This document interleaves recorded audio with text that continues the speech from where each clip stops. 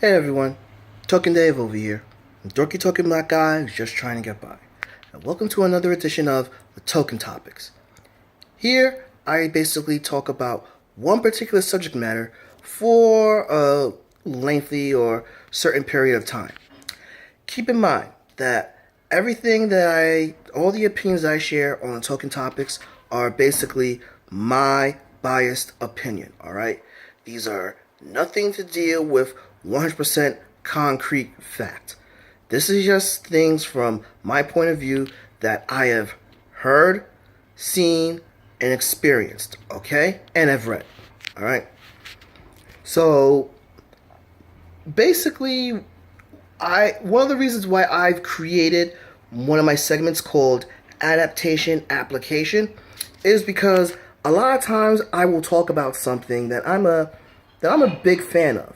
And, one of the things that I was a really big fan of when I was a lot younger were comic books, particularly Marvel comics. I read Marvel comics ever since I was a kid. My bedtime story, from my uncles was actually Days of Futures Past. So, but the thing is, comic books from that time period and basically in general, comic books is something very important to me for a few factors. One, basically, I I had a learning disability.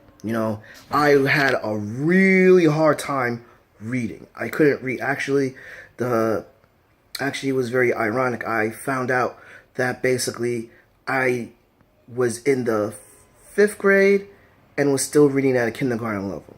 You know, and one of the things that basically people started to install in me was basically they were when I was reading comics a little bit more, they helped me learn how to spell certain complex words that I couldn't spell, but I couldn't read the simple ones.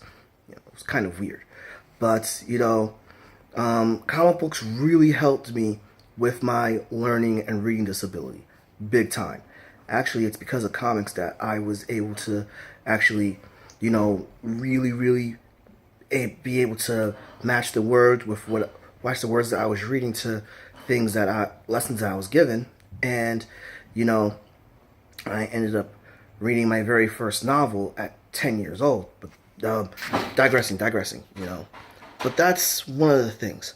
Another thing is basically my dad was around when he could. It wasn't that he was a deadbeat. There were some issues that he was having with my mom, and basically both of my uncles stepped up to the plate, and most of my fondest memories when I was really young was with my uncles, whether it was, as you could tell, I'm a big Godzilla fan, and that was one of the things that my uncles got me into, particularly my uncle Jeffrey, but the biggest thing that everyone in my family was like big on were comic books. And my uncles would read comics to me all the time.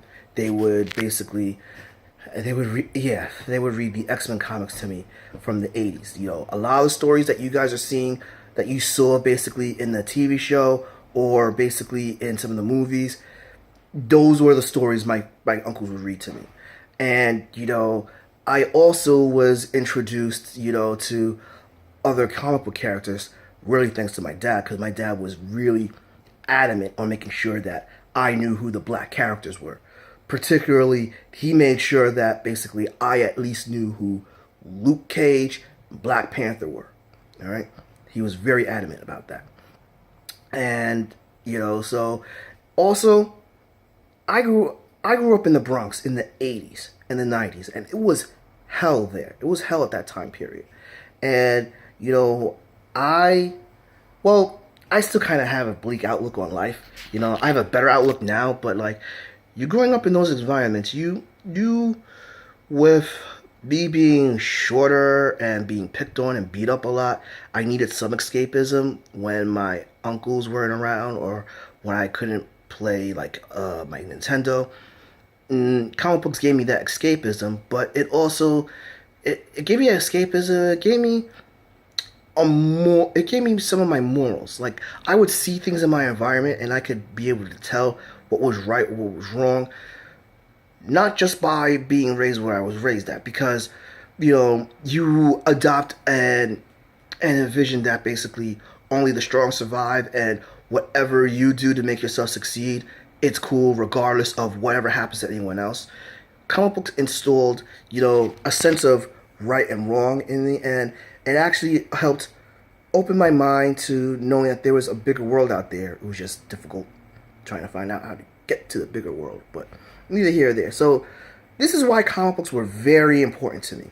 And the reason why I went on this 5-minute soliloquy, is because while I made my adaptation application for Iron Man, if some of you guys have followed me on Facebook or on Twitter, you'll know that I'm pretty harsh when I judge comic book based movies or shows, right? Especially when it's the characters that I'm aware of.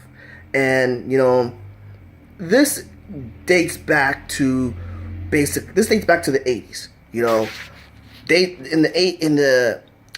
the 80s and 70s, I wasn't alive in the 70s, but I would see like certain representation of characters completely wrong.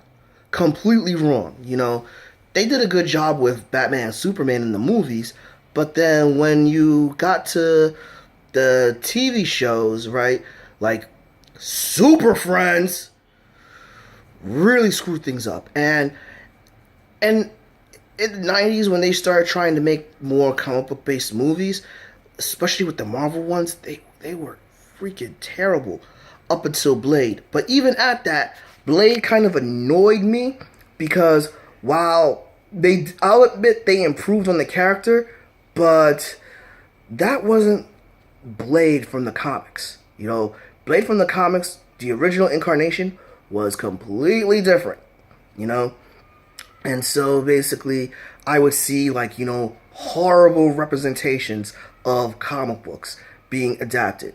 Basically ignoring the mythology or the soul essence. They would just give you a blurb here or there, but with the performance and with the environment, it didn't really grasp the proper mythology of the characters. It didn't have the correct soul of the characters. For me, that all changed when 2002 Spider-Man came out. With 2002 Spider-Man, I was amazed because basically that was the first time that I really felt they completely got the essence and the soul of the character and of the comic. Because, pretty much Spider-Man is basically a guy who is like a bit of an outcast and a bit of a loner. Not because he wants to be a loner, it's just because everything he does right, life circumstances just end up coming in the way and just making things worse and worse. And that actually does happen with a lot of people that are decent natured, good natured. You do the right thing, and then life just basically tends to kind of spit on you for doing it. Like you display a selfless attitude about things, and then it's like you see everyone getting ahead of you much faster, and you wonder why. You do wonder why other people get ahead of you faster, but they got that correct with Spider-Man. As much as I did not like the Fantastic Four movies that came out last decade, one thing that I will admit, they got the core essence of the first family of Marvel, particularly with the relationship of each of the individuals. They did that right. I give the Fantastic Four movies those props right there and right then. But, when they... Now, here's the thing also.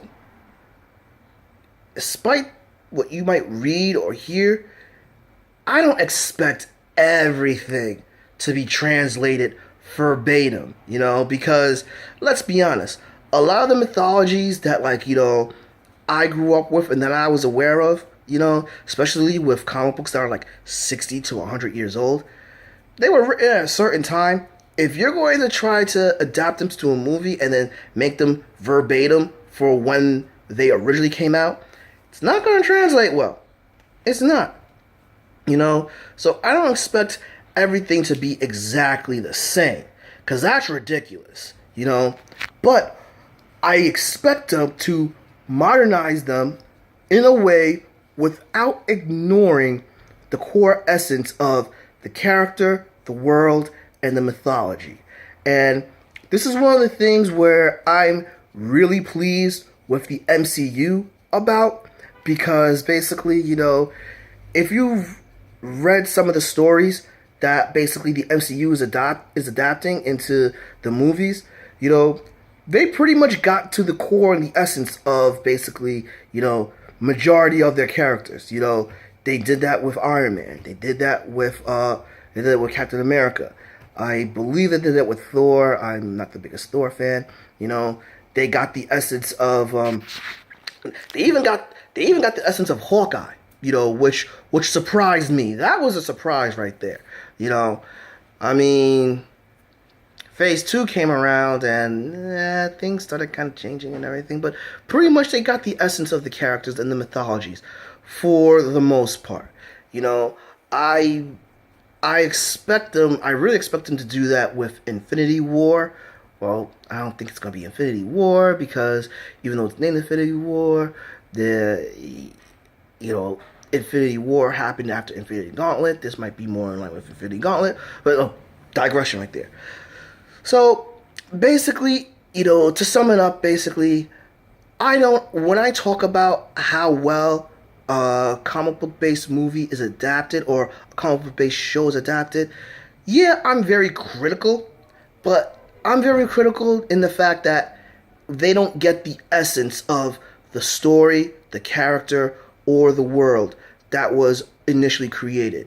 You know, I don't expect them to basically, you know, copy everything verbatim, because that would be a translation, and not for anything, you know.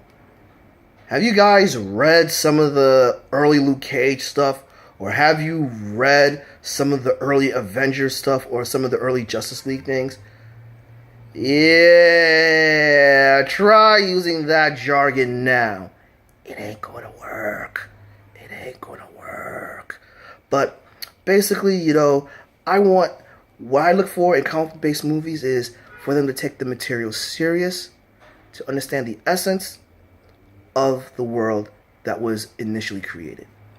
But that's just my take. You know, what do you guys think? You know, you guys have any questions, comments, or concerns, please drop them in the comment section below. Give me a like. Follow me on Facebook at Token Dave, or on Twitter at TokenDave80. Subscribe and ring that bell so you know when a new video loads. But until then, this has been Token Dave, a dorky token black guy who's just trying to get by. I'll catch all of you later.